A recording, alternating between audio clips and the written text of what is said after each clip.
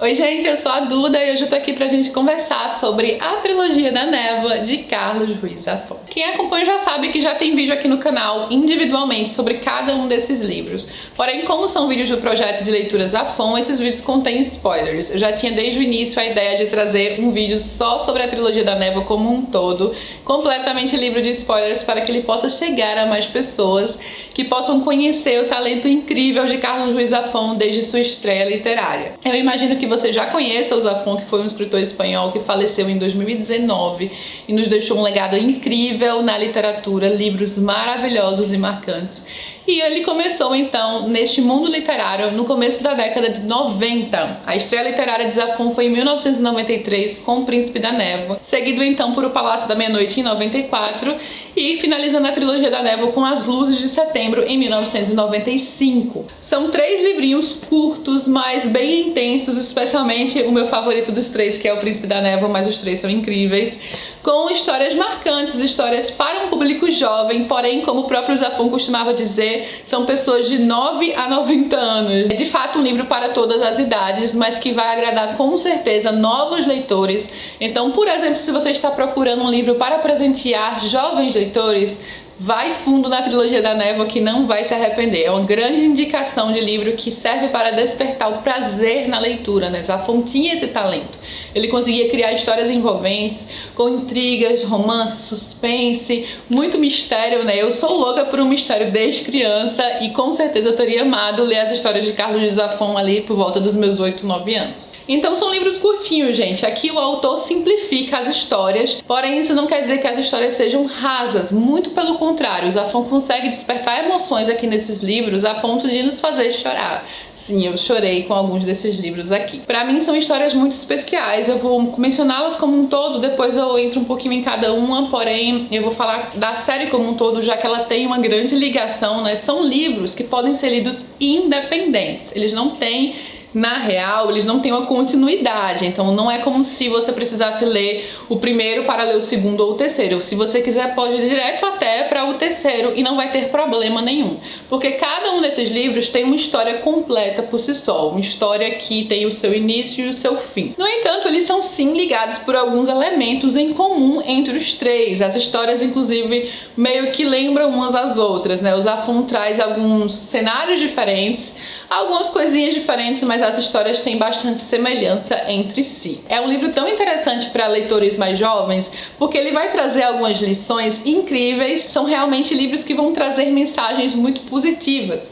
Quando eu falo isso, eu não quero dizer que são livros que vão poupar o leitor mais jovem, que vão subestimar, que vão poupar, por exemplo, de sofrimento, das coisas que a vida traz. Pelo contrário, ele vai trazer essas partes mais dramáticas, vai trazer várias provações. Afinal de contas, a gente sempre amou desde pequeno, né? Histórias com aventuras, com muitas provações. Mas o que eu quero dizer, sobretudo, é que são livros com mensagens como lealdade, coragem, amizade. São jovens garotos ou garotas que, por mais que às vezes estejam inseridos em histórias sombrias que com poucas chances, por exemplo, de sucesso, eles vão em frente pelo que eles acreditam ser certo fazer.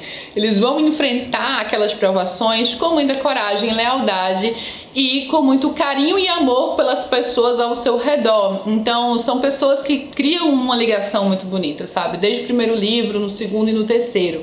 Então existe aqui uma conexão entre esses personagens, uma vontade de ajudar, uma disposição de ir em frente e de superar obstáculos, né? Que é algo que a gente vai ter que fazer durante toda a nossa vida. Então eu sempre acho que são mensagens muito positivas de serem colocadas em livros voltados para jovens, especialmente para despertar esse nosso lado que todos nós carregamos de fazer a coisa certa e de enfrentar a vida. Além dessa questão, né, da coragem, da lealdade e de realmente enfrentar ameaças muito maiores do que esses jovens esperam em sua pouca idade, né? Ameaças inclusive sobrenaturais. Aqui nós temos esse teor sobrenatural nos livros, esse teor mais sombrio mesmo, meio macabro em alguns momentos. Então, além de todos esses elementos em comum em relação aos 3 livros, também chegamos no que eu acabei de dizer, né? São livros que se conectam também na questão do vilão, que tem uma pontinha no sobrenatural. não é o mesmo vilão, gente. Eles não são vilões em comum. São personagens que vão ter cada um suas histórias, mas que tem sim esse toque sobrenatural, inclusive, né, com um aspecto de histórias de horror. Muitos personagens assombrados por questões de seu passado, né, por escolhas que eles tomaram. O Zafón tem muito em suas histórias grande relação com o passado, mistérios que ocorreram, né, que virão à tona aqui no presente dos personagens. Por exemplo, eu vou começar então rapidamente com o Príncipe da Névoa. Aqui nós temos um personagem que se muda para uma cidade litorânea durante a Segunda Guerra Mundial com os seus pais, e desde o momento em que ele chega nesta casa para morar ali perto do mar, ele percebe alguns elementos bem estranhos por ali, especialmente um cemitério de estátuas. Aqui nós temos um vilão, que é o Príncipe da Névoa do título, também conhecido como o Caim, que realmente desperta alguns momentos de horror na história. É uma história que vai falar, por exemplo, sobre o que nós estamos dispostos a dar em troca de algo que queremos muito e que muitas vezes o preço vai ser muito mais alto do que esperamos. O triste dessa história é que em alguns momentos essas pessoas não estão pedindo para si mesmas, né, mas para pessoas que elas amam. Mas aqui no âmago dessa história a gente tem aqui no passado, na verdade, uma trama que custou muito mais alto a pessoa que acabou fazendo um acordo com o Príncipe da Névoa. O trio principal desse livro, que é o Max, sua irmã mais velha e um amigo que eles fazem ali na cidade, vão precisar enfrentar uma grande ameaça, muito maior do que qualquer coisa que eles podiam imaginar. E então entra aquela questão da aprovação, da lealdade e do carinho que eles encontram entre eles. É um livro muito bonito em vários sentidos, que eu terminei chorando e que também traz essa atmosfera sobrenatural com uma ambientação incrível nessa cidade litorânea. Eu adoro a ambientação desse livro e como Carlos Ruiz Zafón, em poucas palavras, em poucas páginas, afinal de contas, consegue chegar no âmago dessa história e já nos emocionar com o que ele nos apresenta aqui. Então o Zafón, depois de um tempo, ele ia aprofundar muito mais questionamentos, enfim, que ele traz nesses livros, mas a linguagem poética está aqui desde o primeiro momento e muito do que ele viria então a fazer em outras histórias, né? O que tornaria-se sua marca registrada. Saindo dessa cidade litorânea, gente, a gente tem o Palácio da Meia-Noite, que vai trazer um grupo de garotos órfãos que tem uma sociedade secreta e que se reúnem no Palácio da Meia-Noite. Temos uma história em Calcutá, na Índia. Esse é um livro que se passa ali por volta de 1916 até 1932, pelo que eu me lembre. E também é aquela história que vai despertar muito a imaginação de jovens que gostam de aventura, que gostam de mistério. Eu sempre amei esse tipo de história. Então praticamente meu sonho nessa idade aqui dos garotos do livro era também ter uma sociedade secreta com algumas reuniões, enfim.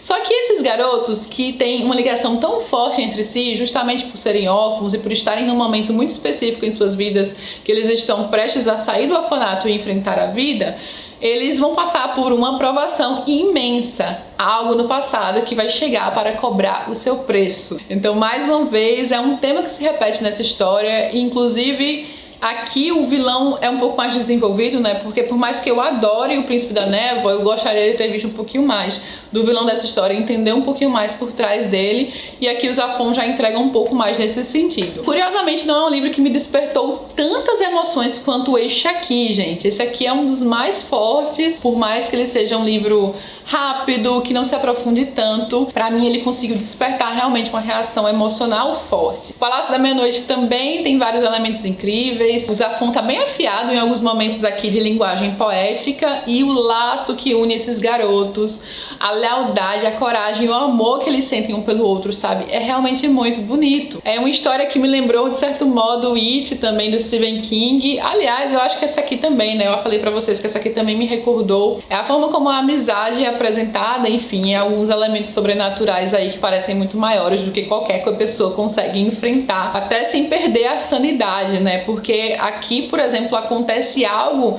na vida desses garotos que vai mudar completamente tudo. Então é uma história também que vai trazer bastante emoção, traz muito da dualidade entre bem e mal, e que mais uma vez vai ter um ser aí nas sombras aqui dessa história, sempre perseguindo nossos heróis, e que ele tem aqui alguns interesses muito específicos em alguns garotos desse grupo. Tô falando bem por cima desses livros, mas se vocês quiserem saber mais, depois da leitura a gente conversar um pouquinho mais e entrar mais nessas histórias, vocês já sabem que já tem vídeo aqui no canal sobre cada um deles, né? Então, por fim, chegamos nas Luzes de Setembro. Mais uma história que se passa numa cidade litorânea de uma família que precisou sair de sua cidade e se mudar para um local mais pacato, digamos que de pacato não vai ter nada. É um livro que mistura muitos elementos, por exemplo, dessas duas histórias aqui. Eu senti bastante isso quando eu estava lendo As Luzes de Setembro. Ele me deu uma vibe, assim, dos dois anteriores, que também traz um pouquinho já mais de aprofundamento aqui em relação ao que está por trás da ameaça da história.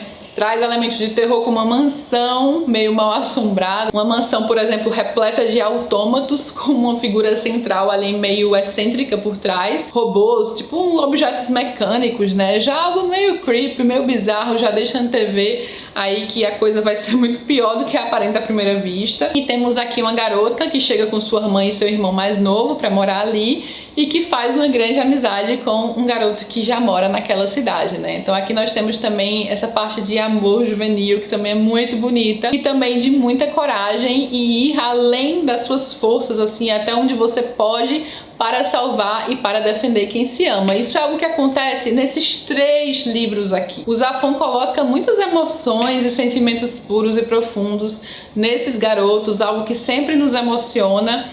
E também amores malditos, gente. Ali por trás dessas 3 histórias temos aqui alguns amores malditos, algumas pessoas que realmente conheceram um lado muito puro e bonito, mas que se enveredaram muitas vezes para um lado obscuro e terrível, em que essa parte ali da dualidade que eu falei em alguns momentos. Sempre há aqui questões e segredos do passado que vão cobrar o seu preço no presente dessas histórias. Coisas que serão reveladas aqui através da investigação desses garotos, né? Então são livros também com muito suspense, com investigação, com reviravoltas. Aliás, os elementos aqui se repetem a ponto de você até esperar algumas reviravoltas. O Zafón, de certa forma, vai seguir sim uma fórmula, a ponto de quando chega aqui no terceiro, você meio que já esperar, de acordo com a forma como algumas coisas são apresentadas, que elas não sejam exatamente assim.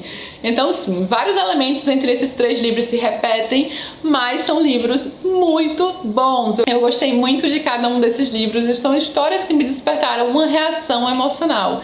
São histórias com mensagens muito bonitas, sobretudo escritas de uma forma que já mostra muito da poesia de Zafón ao narrar suas histórias, né? Dessa narrativa poética maravilhosa que ele tem e da capacidade que ele sempre teve em nos emocionar com suas palavras e seus personagens. Tá tudo aqui no começo de sua carreira como escritor, que só vai se intensificar cada vez mais nos seus próximos livros. O próximo livro depois desse, que não faz mais parte da trilogia da Névoa, mas também é voltado para o público jovem, é Marina, um livro sensacional. Marina, de certa forma, também tem muitos elementos desse aqui, mas é um livro que eu acho que já intensifica um pouco mais algumas questões e é meio que um elo entre o Zafón da literatura jovem e o Zafón para os adultos. Eu vejo Marina muito como algo ali intermediário, algo que vai ligar esses 2 momentos de Zafón, Zafón para jovens e Zafón para adultos. E são livros incríveis, todos os livros de Zafón são sensacionais, então se você quer, por exemplo, começar a ler por algo mais rápido, mais breve, ou mesmo presentear leitores mais jovens, a trilogia da Névoa é uma grande indicação. Vai em frente que eu tenho certeza que muitos novos leitores vão adorar, ou mesmo se você quiser começar mais lentamente aí na literatura de Zafón. Porque quando me perguntam assim, Duda, qual é o livro que eu devo começar a ler Zafón? Qual que você me indica? Eu sempre falo A Sombra do Vento, gente. Foi o meu primeiro livro de Zafón e é um livro, né, já sensacional. É um livro para adultos, então é um livro mais aprofundado. Mas também não há problema algum em começar pela trilogia da Névoa. Vai em frente, esses livros são realmente muito gostosos de ler, especialmente se você é um pouco mais novo e quer começar Zafón aí com literatura jovem. Então eu espero muito que vocês tenham gostado desse vídeo com indicação aí da trilogia da Névoa, que eu queria fazer também sem os spoilers dos vídeos anteriores. Mas caso você já tenha lido algum desses livros ou mesmo comece a ler, vai lá no vídeo com spoiler pra gente conversar sobre nossas impressões de leitura, né? Que é sempre muito divertido. Vai estar aqui nos cards, como eu disse aqui em cima. E eu vou ficando por aqui, gente. Eu espero muito, muito que vocês tenham gostado da dica de hoje. Conta aqui embaixo se você já leu algum desses livros, se quer ler, vamos trocar uma ideia nos comentários. E se gostou, não esqueça de curtir, se inscrever no canal. Beijo e até a próxima!